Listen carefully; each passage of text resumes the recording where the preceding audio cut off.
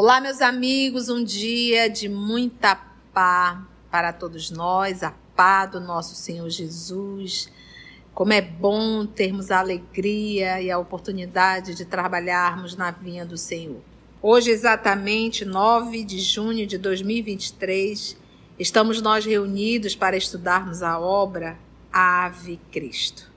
Nós vamos solicitar para o nosso irmão Augusto fazer a nossa prece de gratidão e logo depois a nossa irmã Aramita irá fazer a recapitulação do nosso último estudo.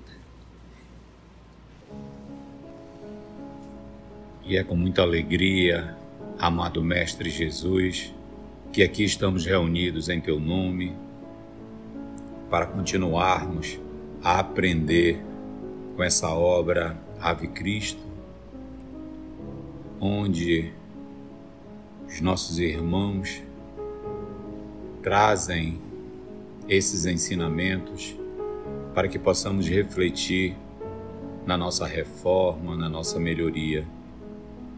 E te agradecemos e que possamos, Mestre amigo Jesus, nessas reflexões, ter essa vontade firme de fazer as mudanças que necessitamos para continuarmos caminhando para Ti.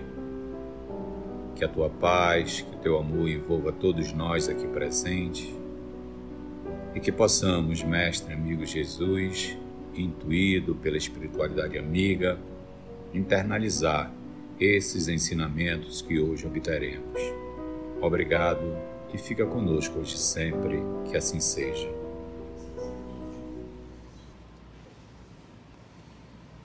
Em nosso último estudo, vimos que a saúde de Blandina piora dia a dia.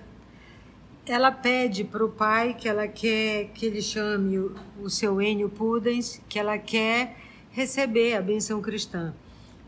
No primeiro momento ele tenta dissuadi-la disso, mas depois ele fica pensando, poxa, né, o que eu vou fazer isso, para que essa briga? E ele atende ao pedido dela, né? Ele vai na igreja, relembra o pai, né, no mesmo local, e o Enio Pudens conheceu o pai dele, né? E ele vê o local onde o pai teve, o Enio foi lá, conversou com ela sobre o evangelho, e ela pediu que ele fizesse o Pai Nosso, como oração final ela fez. E uma das coisas que ela também disse a ele, que ela viu Lívia. Ela disse, Lívia ainda ontem esteve aqui e disse que não tarda o nosso encontro, né? E ele está nessa hora sofrendo, né? Sofrendo, se sente sozinho, em solidão, porque está na hora das provações dele. Estamos nessa hora que chamou lá, se despediu do Enio, e ele vai para a grande corrida, né? Ele vai ter uma corrida que vai ter uma celebração na cidade, e ele é um corredor de biga famoso. Lembrando que, como hoje, tem apostas, né? Dinheiro. Então, as pessoas, na verdade, estavam ali com o intuito de uma vez que ele era um atleta que sempre ganhava, então era fácil apostar e ganhar dinheiro pautado nas corridas que o Tassiano fazia. Vamos lá, que Jesus nos conduza. A Maria Cíbele cultuaria Baco e esperaria por Júpiter, o grande Senhor. Não podia modificar-se. Orou em lágrimas e, depois de abraçar os filhos, dirigiu-se para o circo, onde prepararia o carro de sua propriedade para as corridas da tarde. Mais tarde, voltou ao lar para a leve refeição e, não obstante registrar os padecimentos de Blandina, singularmente agravados, tornou a cidade para o grande prélio, o grande combate. No limiar do crepúsculo, o local regurgitava de gente. Liteiras enfileiradas davam notícias da expressão aristocrática da festa. Pensa se você chegando numa festa, você olha assim no estacionamento, só carros assim caríssimos. Era mais ou menos isso que o Emmanuel está tentando passar. Essas liteiras chiquérrimas, mostravam as pessoas que estavam ali dentro dessa festa. Bigas, ou seja, aqueles carrinhos romanos com 2 cavalos, e quadrigas com 4 cavalos, desfilavam à pressa aqui e ali. Músicos disfarçados em faunos tangiam cítaras e trompas, alaúdes e pandeiros. Faunos, gente, eram aquelas divindades campestres, metade homem, metade animal. Eles estavam o quê? Músicos disfarçados, tá? Tangiam cítaras e trompas, alaúdes e pandeiros, animando a turba que não se fatigava, não se cansava, na reprodução de urros selvagens, urros, conjunto de gritos. Alguma semelhança, gente? Eu acho tão interessante que o senhor Emmanuel aqui, ele vai apresentar uma festa pra gente. E a gente percebe que não mudou nada. Basta participar de qualquer festa, essas festas, até as que nós chamamos de festas culturais, tão empobrecida, mas mostra ainda o nosso nível de evolução, né? É um bate-bate, é um grita-grita, muito álcool, muito sexo, muita droga, muito barulho. Ainda não é uma reunião, uma cultura elevada que a gente possa aprender, refletir, meditar, pensar, conversar. Ainda é muito primitivo os nossos encontros coletivos. É praticamente selvagem ainda. Animando a turba que não se fatigava de reprodução de urros, ou seja, esses gritos coletivos. Então, hoje eles se fantasiam de faunos? Não. Mas tem fantasia ainda? Tem. Cheio de instrumentos barulhentos? Sim. E o povo se cansa de gritar? Não. Pensa aí, verão de 259, eu estou no ano de 2023 e a gente encontra tudo isso aqui. Não mudou. É por isso que os Espíritos falam que nós repetimos. Vamos pegar a obra Nosso Lar. Olha o encontro dele nos bosques para ouvir músicas celestes. Ah, meu Pai. Isso tudo é para a gente ver o quanto nós estamos longe ainda e quanto nós repetimos coisas que são primitivas. Cortesãs admiravelmente trajadas. Você pega uma cortesã, é uma dama da corte. Pode ser também a favorita do rei e que o rei sustenta.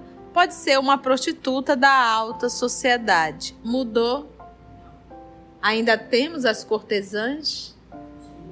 Essas grandes festas. Hoje se coloca lá num... Como é que dá o nome daquele biongozinho que fica as pessoas? Camarote. Ficam no camarote, vendo o barulho acontecer. E olha, cortesãs admiravelmente trajadas, mudou? Admiravelmente trajadas. E bacantes. Sabe o que é o bacantes? É a sacerdotisa do culto de Baco. Essas são as bacantes, são as sacerdotisas, que nós chamamos hoje, né? E o Baco, vamos conhecer um pouco essa divindade com D minúsculo? Deus do vinho, da ebriedade, dos excessos, especialmente sexuais. Mudou? O que nós temos nas nossas festas populares? Muita bebida, muito sexo, muito barulho. Trajadas, né? Então, cortesãs admiravelmente trajadas e bacantes, recendendo aromas perturbadores.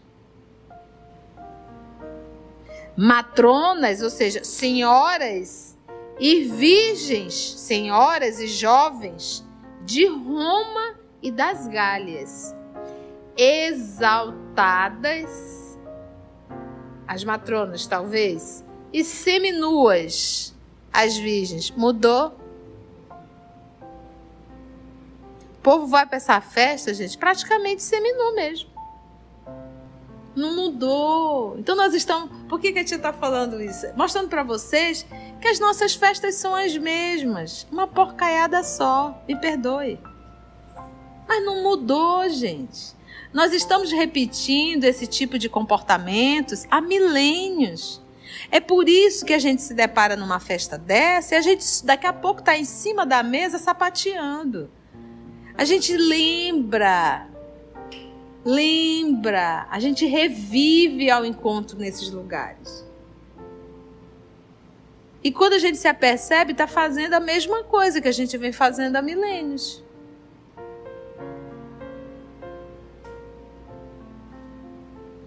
Exaltadas e seminuas gritavam os nomes dos favoritos. Mudou? Vai lá pro campo de futebol, fulano, Beltrano, né? Vai lá pro corrida, tem essas corridas de moto, de carro, né? O UFC, né? É o UFC, pronto. Que é aquelas brigas que os homens ficam ali dentro daquele gradeado, né? Não mudou. E o povo sente a mesma alegria de 2000 anos atrás, quando ia ver os gladiadores. Não é verdade? A população enlouquece. Sente uma vibração, uma coisa. Ai, que legal! O pessoal que participa de torcida organizada, né? Que começa a gritar, ali todo mundo pulando, pessoal assim, ai, é uma energia tão boa, uma coisa que a gente sente. Não é que a energia seja boa, é que você aciona o ser milenar que está dentro de você. Porque você já fez esse ho aí, que não é o Papai Noel, mas esses gritos de arquibancada há milênios. Então você revive o romano que está dentro de você. Entende? Isso é muito antigo, gente. Gente, olha o nível, gente, é para acabar. E nossa querida Naí está dizendo que esses ingressos são caríssimos. Se é caríssimo é porque tem louco que paga. Então isso mostra, gente, realmente o nível. Como é que eu posso chamar isso de esporte? Toda atitude que coloca a vida do ser humano em risco, isso não pode ser um esporte. Velocidade não é esporte, é risco. Né? Você entrar num gradeado para estar dando socos e pontapés, pulando sangue. E o pior é você reunir a sua família num telão enorme, junto com crianças, jovens e adultos, para verem pessoas se baterem. É primitivo demais isso na minha cabeça. Eu não consigo conceber um trem desse. E a pessoa sentir prazer em ver. Isso mostra, gente, o nosso nível moral. Você consegue visualizar Jesus sentado à mesa ou sentado ali no sofá da tua casa, olhando para um telão para ver dois seres humanos se batendo? Você consegue ver essa cena? Então tá dito tudo, porque ele é o modelo e guia da humanidade. Ah, é Jesus. Sim, é Jesus, porque ele é o modelo. Ele é o modelo perfeito. Tassiano contava com a simpatia geral. Por que gostavam dele? Porque ele ganhava todas. Então Tassiano trazia lucro. Por isso é que ele estava ali com a simpatia geral. Tão logo formou na linha inicial da competição, viu-se aclamado por centenas de vozes. Vamos lá, Tassiano! Tassiano! Tassiano! Uhul! Tá vendo?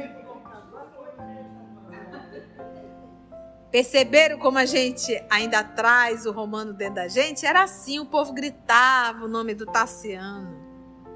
Viu-se aclamado por centenas de vozes que partiam não somente do povo, mas também das galerias de honra, que hoje nós chamamos de quem? Camarote. Área VIP, né? Das galerias de honra, onde se acomodava o propretor, que é o magistrado, representante ali de César, governando ali a província, o propretor com seu vasto séquito, seguidores, mudou? Vistoso e farfalhudo, ou seja, barulhento. Mudou? Naquele dia, contudo, o predileto da multidão parecia surdo e indiferente. De pensamento voltado para a filha bem-amada, a debater-se com a morte, não esboçou o mínimo gesto de reconhecimento na direção da massa que o saudava delirantemente. Ao sinal de largar, afrouxou as douradas rédeas e os cavalos fogosos dispararam. O candidato à vitória, porém, não se sentiu seguro como de outras vezes. Depois de alguns instantes de galope desenfreado, notou que a cabeça como que se desequilibrara nos ombros. Esforçou-se para retomar o comando da biga a desvairar-se. Veloz, mas turvou-se-lhe a visão, repentinamente. Deixou de escutar os gritos da massa frenética, guardando a impressão de que um vazio se lhe formara no cérebro e, incapaz de controlar-se, inclinou-se para a frente, apoiando-se nas bordas do carro sem domínio. Os animais, contudo, plenamente desarvorados, atiraram o veículo contra a enorme coluna de um dos arcos ornamentais da pista, convertendo-o em pedaços. Colhido então de imprevisto, Tassiano sofreu tremenda queda, indo arrojar-se de encontro aos ferros retorcidos que lhe feriram o frontal, ofendendo-lhe seriamente os olhos. Ante a gritaria da multidão, alguns servidores dos jogos públicos depressa o socorreram, retirando-o em sangue.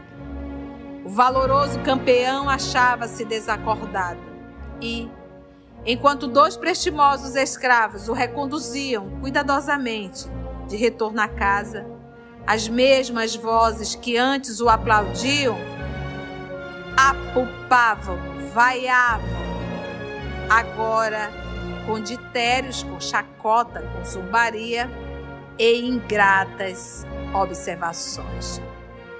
Os jogadores que haviam perdido importantes apostas voltavam-se desapontados contra o ídolo da véspera. O patrício, ainda incapaz de raciocinar, embora já pudesse gemer, foi colocado no leito sob o angustiado olhar de Quinto Celso. Quem é Quinto Celso? Filho adotivo. Filho adotivo. Retorno de quem? Quinto Vá. Muito bem. O rapaz esmerou-se por ocultar o acontecimento doloroso à Blandina e prestou ao pai adotivo os serviços assistenciais ao seu alcance. Reconhecendo-se, porém, infinitamente só para resolver por conta própria, valeu-se do cavalo que costumava servi-lo e correu ao abrigo dos cristãos. O velho Ênio ouviu-lhe as notícias compadecidamente. Recambiou, fez com que retornasse Celso ao lar e tomou um carro para acudir ao ferido. Em pouco tempo, assumia a direção da casinha do bosque por força das circunstâncias. Blandina doente, Quinto Celso um rapazote e o homem da casa machucado. Transportou consigo os ungüentos curativos de que podia dispor e, munido de panos de linho, começou a limpar as escoriações que ainda sangravam, mas, tomado de penosas apreensões, verificou que Tassiano estava cego. O orgulhoso patrício que a vida parecia castigar paulatinamente, despojando-o de todos os privilégios que o faziam temido e respeitado, via-se agora dilacerado no próprio corpo. Meus irmãos, Tassiano, orgulhoso, vaidoso, arrogante, e o pai dele, esse espírito, se prontificou em trazê-lo de volta ao Senhor. Não existe um cristão vaidoso, orgulhoso, presunçoso. Não é cristão. Se o pai está querendo trazê-lo de volta ao seio do Cristo, ele precisa passar por tudo isso aqui, tudo isso que ele está passando agora, é que vai começar a lapidar esse carvão. É agora que vai começar a lapidar. E vai tratar com feridas dele seríssimas. Orgulho, vaidade, preconceito, tudo isso tem dentro de Tassiano. Então, para ele vai doer muito? Vai. Porque todo aquele que se eleva será rebaixado. Não tem outro caminho. O caminho é esse. Então vamos pensar em Tassiano e vamos pensar em nossas feridas agora. Não vou pensar na do outro, eu vou pensar nas minhas feridas. As enfermidades que a vida vai me trazendo, até mesmo os acidentes, gente, não é um mero acaso da vida. Tem um porquê, e esse porquê não é te castigar, é te aprimorar. É lavar a tua alma. É te preparar para um caminho muito melhor. Então, a gente não pode se revoltar.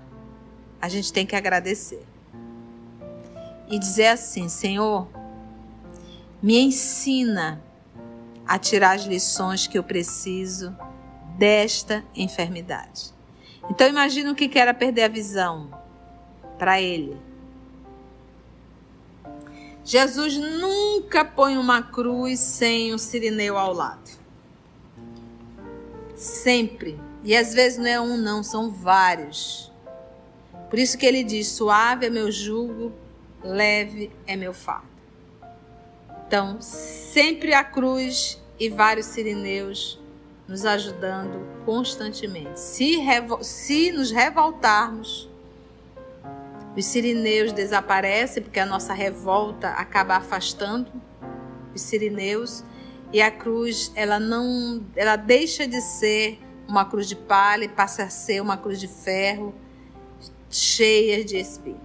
Por isso é que Jesus diz: suave é meu jugo, leve é meu fardo. Com ele a gente consegue compreender bem melhor. Então a enfermidade não é uma punição, é um expurgo. É um aprimoramento.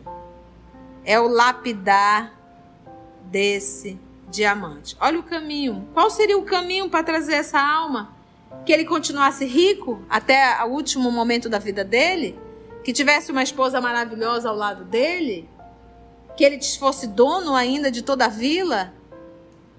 Ia conseguir alguma coisa? Quem é que vai cuidar dele? Ele, que é o que? Um cristão. E não é esse o propósito, trazê-lo de volta ao seio do Cristo? Aqueles que estavam lá idolatrando os deuses, estavam aplaudindo ele enquanto ele estava ganhando. A partir do momento que perdeu, pronto, vaiaram.